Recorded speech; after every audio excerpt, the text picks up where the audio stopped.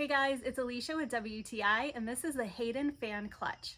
This is the 2991 premium fan clutch, and there are a variety of different size options, so you want to make sure you get what will work with your make and model.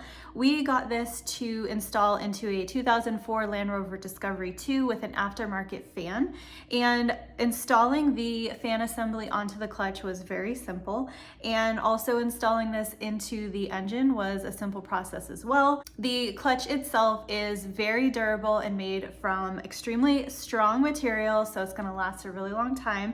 We chose this fan clutch because it meets strict factory guidelines, and it is also designed to dissipate more heat. And so far we've been really happy with the performance of it, and it is definitely a great part to have to help keep your engine cool and running. So if you're looking for a replacement fan clutch, then I would definitely check out Hayden Automotive. And that's my point of view.